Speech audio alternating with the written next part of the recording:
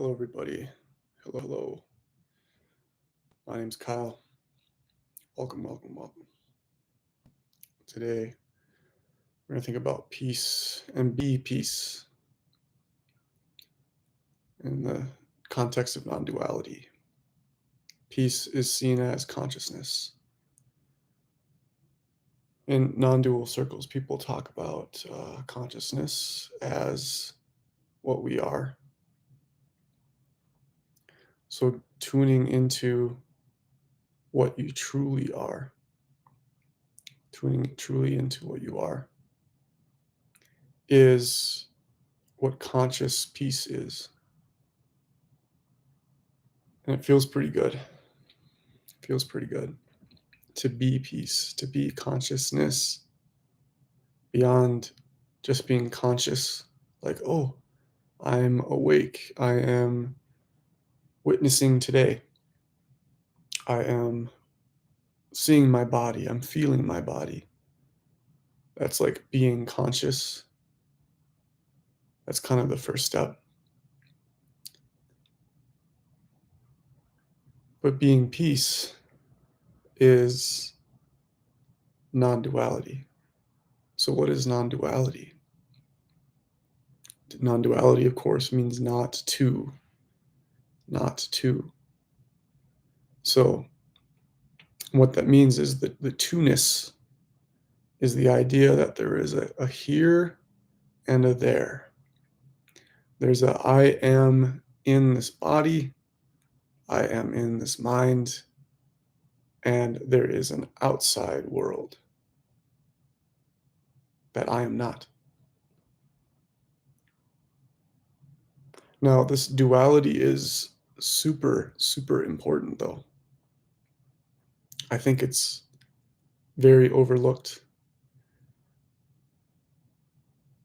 To move forward in the stages of development of the ego. Now, to move from being a teenager to becoming an adult, from becoming a 5-year-old, 17-year-old, 50-year-old. There are stages, there are lessons to learn. Okay? Like, we need to go to 10th grade at some point along the line. What are the lessons that you learn in 10th grade?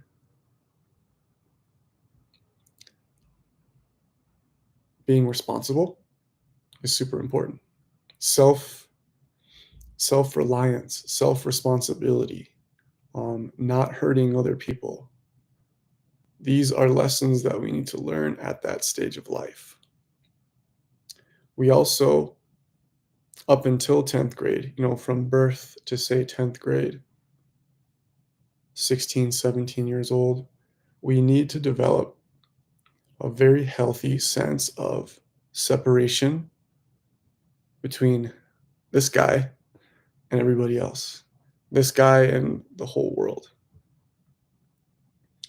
Otherwise, how would we survive? How would our bodies survive if we didn't see ourselves as like, I'm separate from the world? Learning these basic skills in life is how we survive. Learning how to tie your shoe in kindergarten, it's a huge step, right?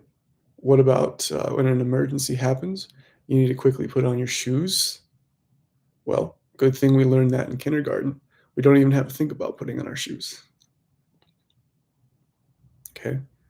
And it gets a little bit more complicated.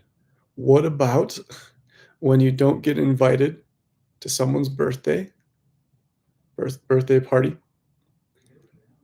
When you thought, oh, I thought that they were my friend. Now you feel, what kind of emotions do you feel when you don't get invited to your friend's birthday party?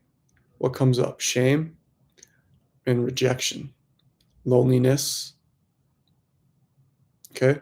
These are huge emotions that we are going to deal with our entire lives. And when do we start learning these things? In school. School-age children learn these things. At least they begin to experience these things. Now imagine on the next stage of life, becoming a young adult, and you have this spiritual desire to awaken.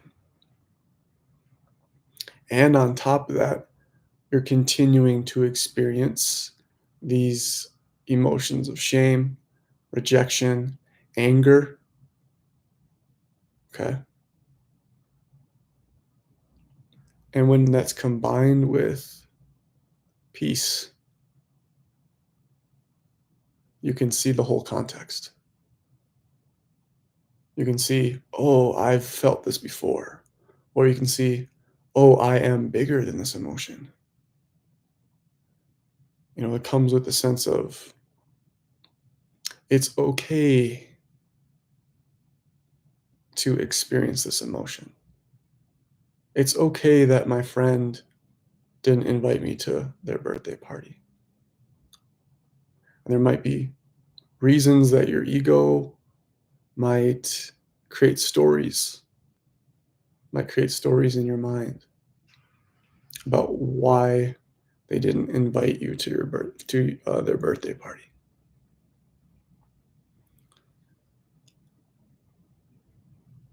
But peace comes with a higher intelligence than just what the ego is vomiting and bringing into the forefront of your consciousness in the front of the brain. Peace is vast. Consciousness is infinite. And that is what we are.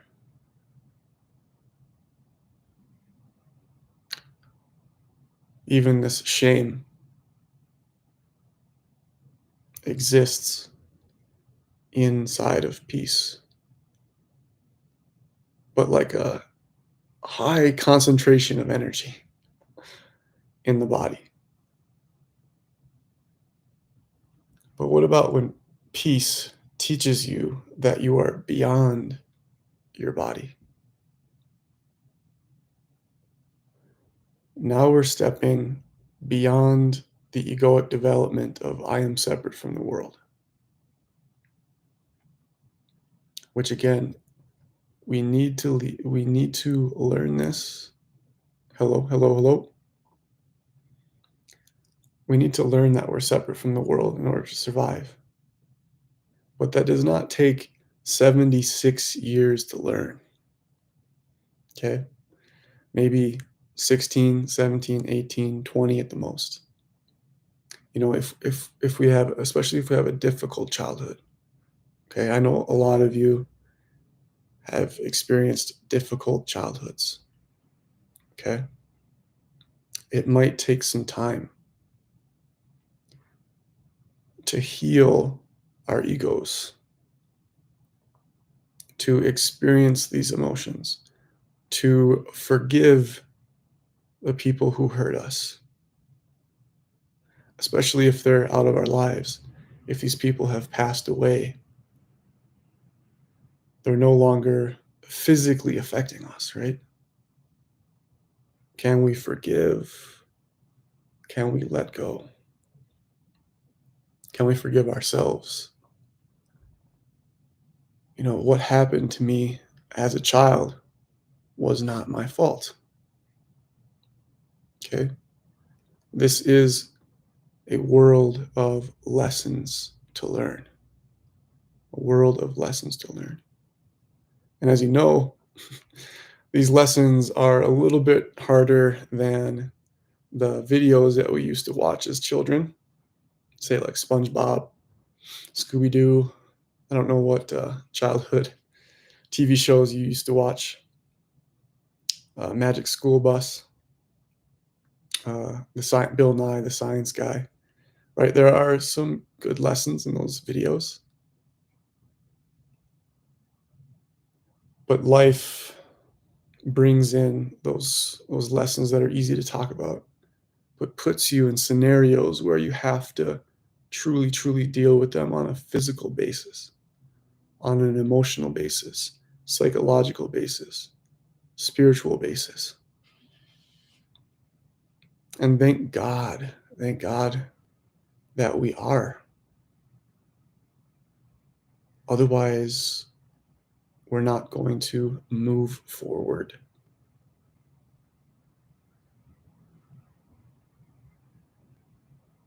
Because to learn, for example, I am not just this body is a huge lesson.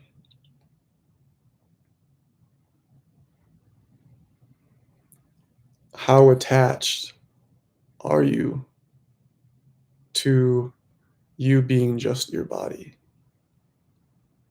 And even harder, how attached are you to the overthinking mind, to the planner? How attached are you to your agenda? How attached are you to the worrier? Not the warrior. That comes later. I am a spiritual warrior. You know, that's more maybe the last egoic stage. um, but before that, we are a worrier. And can we put a face to that one, that part of us that is the worrier, that is always thinking about what could happen, what happened in the past, what's going to happen in the future? Putting a face to that part of us. Can we send her, him, they? Can we send peace through them, around them, and maybe there's a part of your body, right? Right now we're talking about the front of the brain.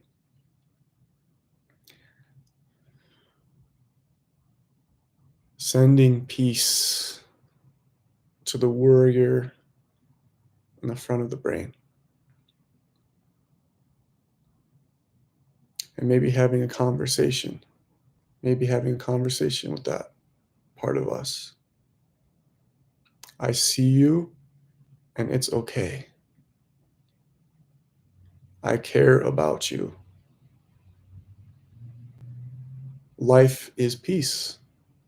Life is made of peace. Despite all of these things going on, despite all of these wars, this poverty, political corruption, mass media, mass murder, life is created within and as peace. So that warrior is also made of peace, even though initially the energy, the root of that energy is anxiety. Which I can tell you that anxiety is not being derived merely from the front of the brain. We have to do more work with the body. If we want to really know this non-dual peace, we have to love this guy, love this girl. And every aspect, every single aspect. We can't just ascend or widen and neglect the ego, neglect the persona, neglect the self, neglect the separation. We need to include her. That's a much deeper non-duality, which is oneness.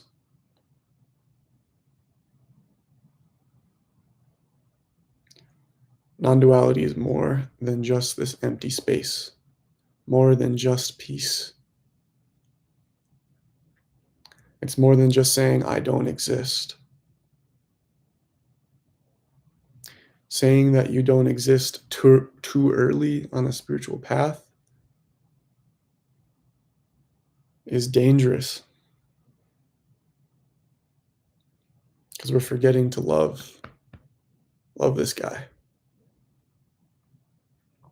We're actually including everything but ourselves as what we are. I am everything except. Then we have these parentheses, except all the things inside of me that I dislike. That's not included. My shadow, I can't accept my shadow. Well, what's in your shadow? Can you poke at your shadow? Hey, what's going on there?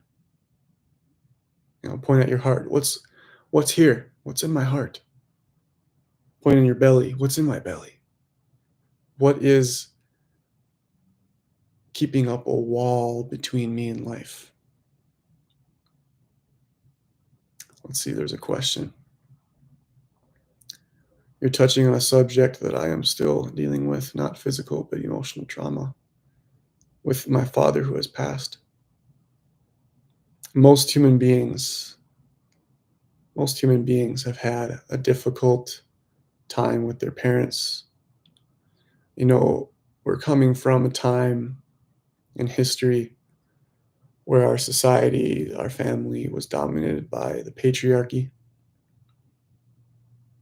which puts masculinity first and femininity on the back burner. This means that men were asked to be leaders in our society throughout our history without being ready. We're asking like little boys to be our leaders in this world. And when you haven't done the work with yourself, you're not ready to be a true leader. You're going to lead from your shadow. You're going to lead from the places that you have not yet explored inside of yourself. So imagine a father stepping forward, maybe being a boss at work and being a father at home. They don't know who they are. They don't have the spiritual strength to deal with life.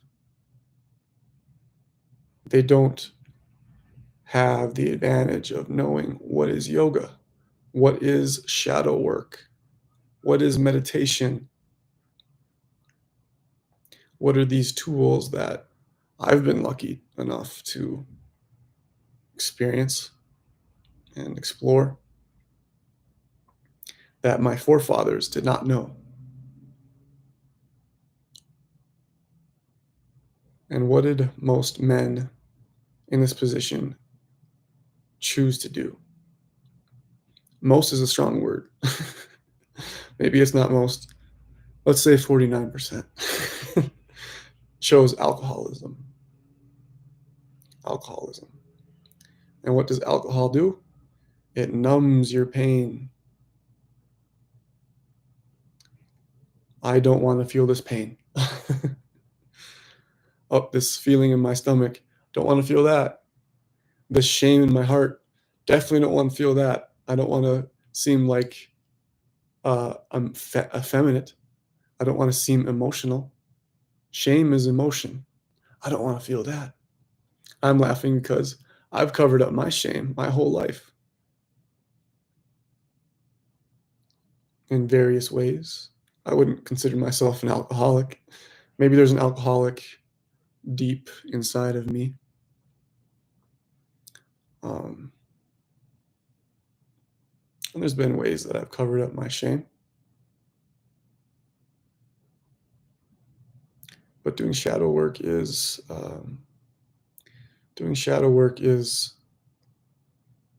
allowing your shadow to be fully online. The sorrow, the depression, the trauma, let it shine in this bright light of reality, of peace, of radiance, and it will burn and heal by this divine presence that descends through this non-dual peace that I'm speaking of. Excuse me.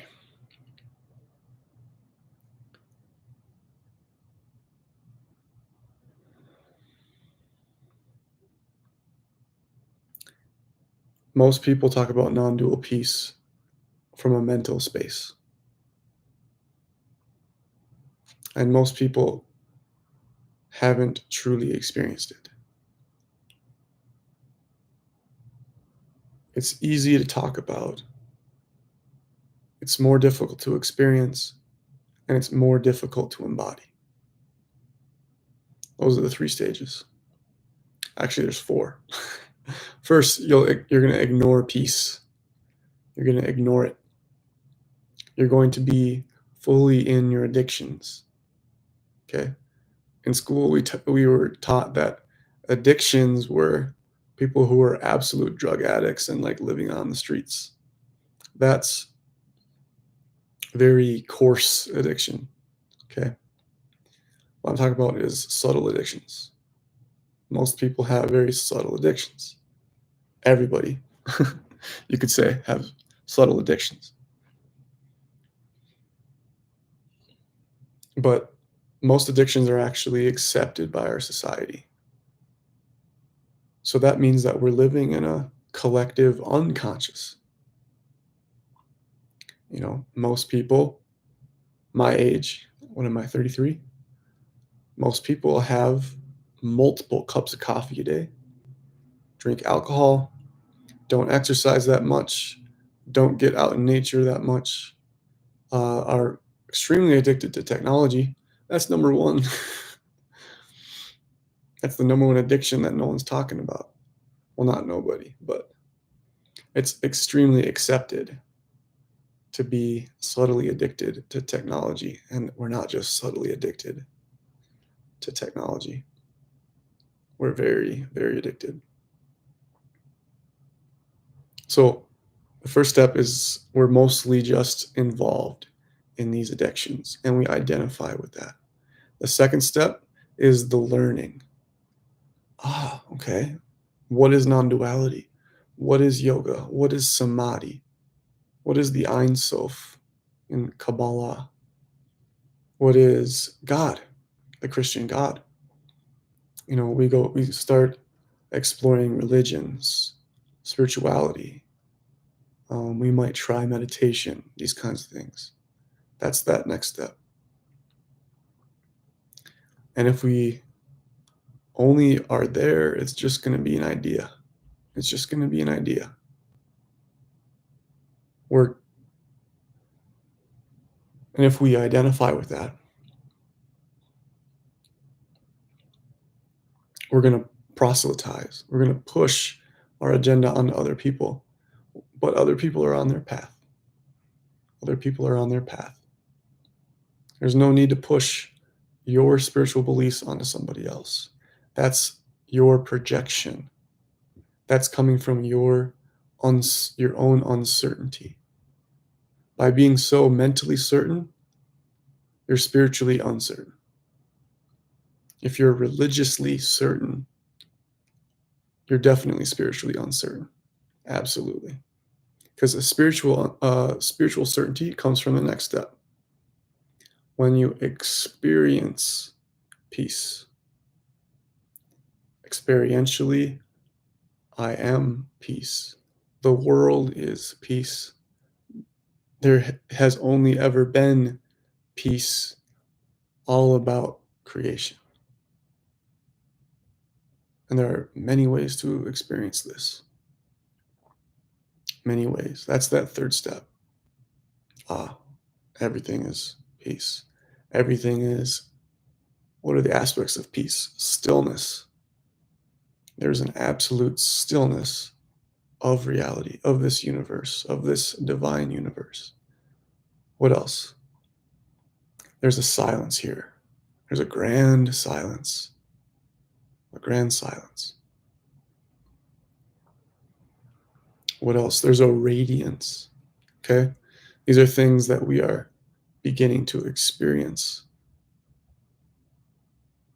Now, what can happen here in stage 3 is we can get addicted to spiritual experiences. Of course, it's not as bad as being addicted to whiskey.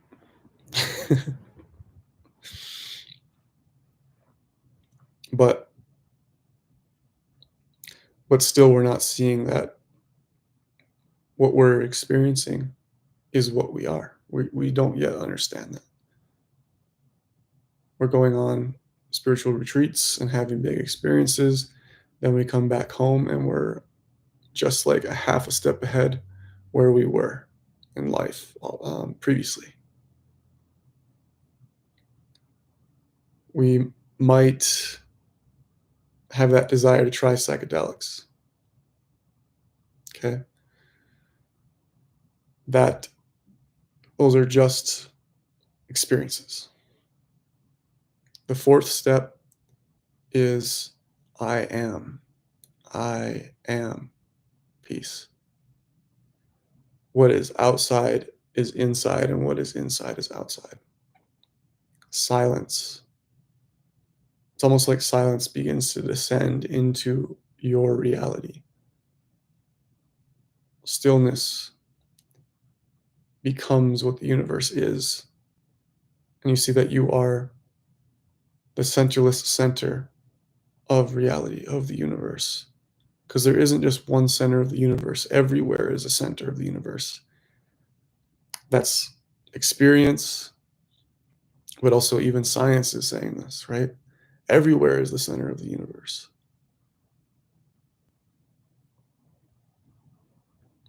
And the center of the universe is perfectly silent and still.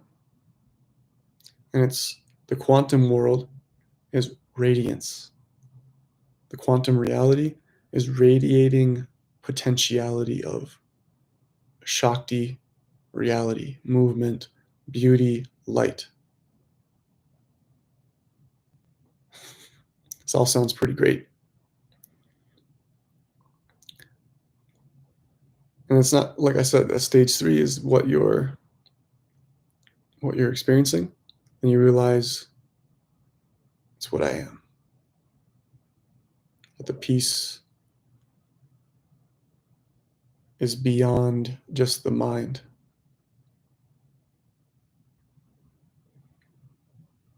In meditation, you begin to step back from the forefront of the brain towards the center, towards the back. And that's that first, again, this first type of peace.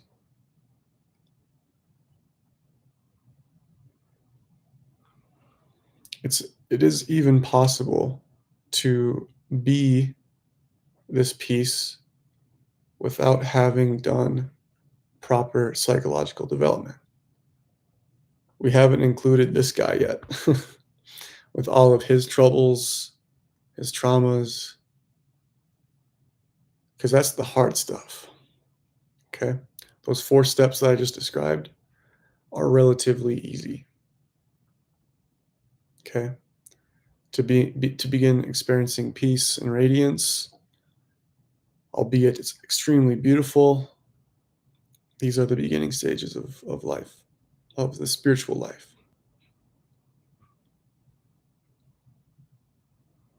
And there are many great teachers on YouTube, at conferences, at retreat centers who teach this, these 4 steps to realizing that you are peace.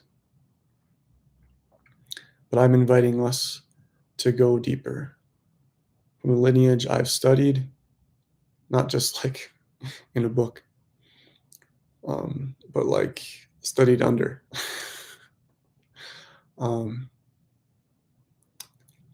I've been challenged to go deeper.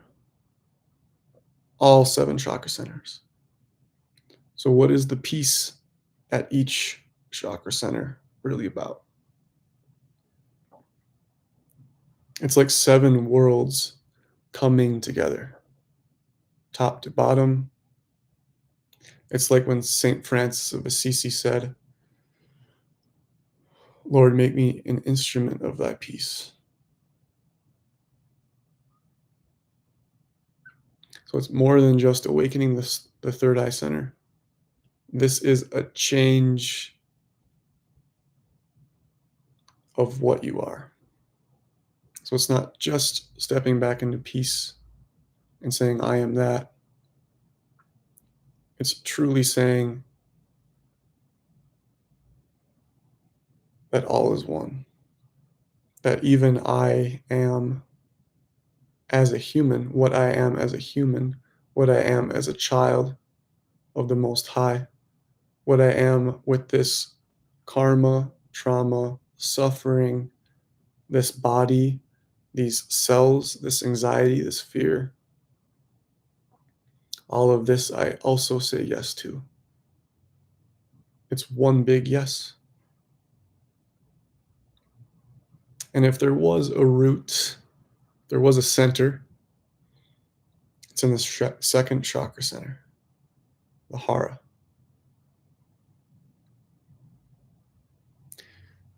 It's a much deeper non-dual peace than merely widening the third eye center.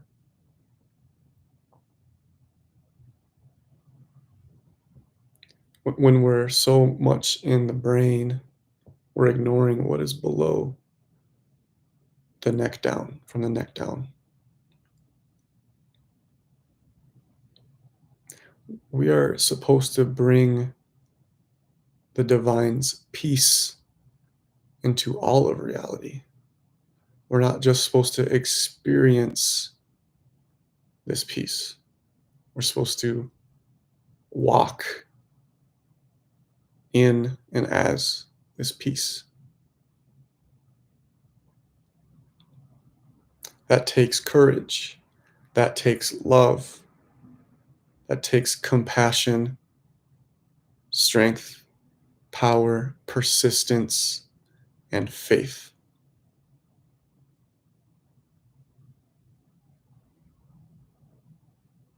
Okay.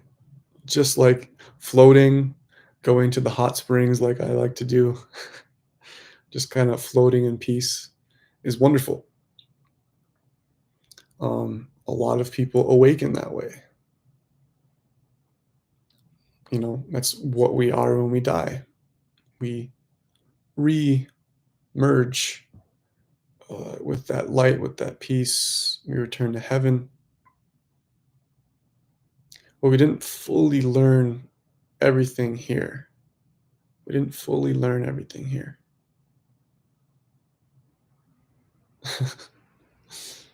So if we didn't learn everything there is to learn in this human form, you know, we're going to be encouraged to come right back. You'll just be Steve in the next lifetime. Okay. And you'll be like, what does Steve need to learn? What did I not learn as me? But what about, like I said, the path in Spanish, el camino? I think this person who just said true speaks Portuguese. I speak some Spanish. They're talking about the camino of the soldier, the warrior's path. So being a spiritual warrior, walking our path. And it's okay to identify with this. You know, that's our spiritual superego. You know, again, that's like the last thing to go, the last thing to embody. That's an advanced teaching. So I don't even want to say go beyond your spiritual superego yet. Let's actually fully step into it. You know, we're done being a teenager. We're done having, or identifying with the guy with his career. We're on this path. We are warriors of the light. Can we embody that? Can we be that?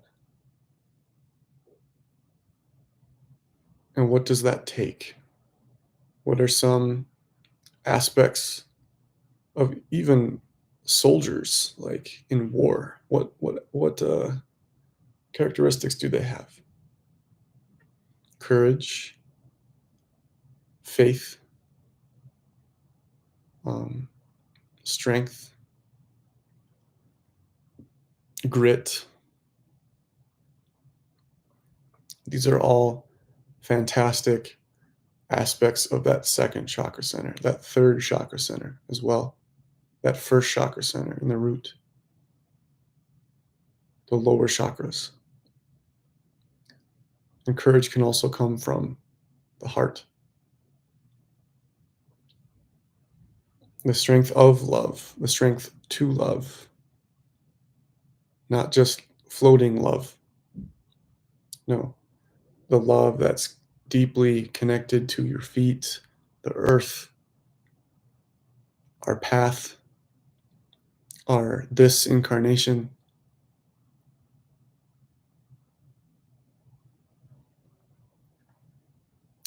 That's what people mean by alignment, truly. That's what teachers, yoga teachers, non-dual masters, when they talk about alignment. Again, when St. Francis of Assisi said, that's a lot of S's, be an instrument. That means that you're being a conduit, you're being a lightning rod, you're being like a nuclear reactor of this peace. And it's not just peace. Okay? To truly be peace, you see that it all requires the love, the power, the courage, the faith, the lower chakra centers, the throat chakra, the cells of the body, the ego. All of this begins to get included within and as this peace. It can't be non-dual if we're excluding aspects of the human. It's absolutely dual, meaning it's absolutely two realities when we deny our humanness and we only accept the transcendent. In the beginning of the path, identifying as the transcendent is fantastic. But it's going to become bland. It's going to become unhealthy when we ignore the heart, the hara, the body, the world. Non-duality is everything, everything, everything.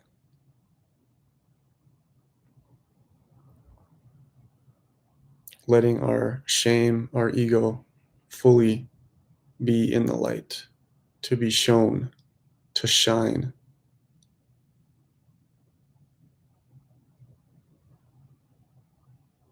Even humanity, the shadow of humanity, not denying anything going on in humanity because we are that. There's one mind, there's one humanity. You are that. I am that. We are that. We're human and divine, as my teacher says, fully human, fully divine, 100%, 100%. Okay, it's not 100% divine and just a little bit human. 100, 100, 100. That's actually what infinity is. 100% plus 100% plus 100% multiplied by 100%. Everything is online. Everything is aligned. We are, like we have our brother here, We're on the path of the spiritual soldier, taking these half steps every day. Even the part of us that accidentally takes a half step back, can we love her? Can we love him? Because that's part of humanity. That's part of the story. It's part of this divine development unfolding. What are the lessons that you have to learn? Not what I have to learn. What's your wave? Right there, my friend used to go surfing, and he had a surf coach say, "What is your wave? Ride your wave, man." Discerning what is my wave on this earth, because the ocean, we're living in one giant ocean, and everybody's the ocean, but also each of us is a particular wave. So, what is your wave? What is your path? What is your life? What is your gift? What is your shadow? And can you live that? Please do. Please do. I'm trying my best to do that too. So, thanks for joining. I'll see you next time. Have a good one. Bye bye.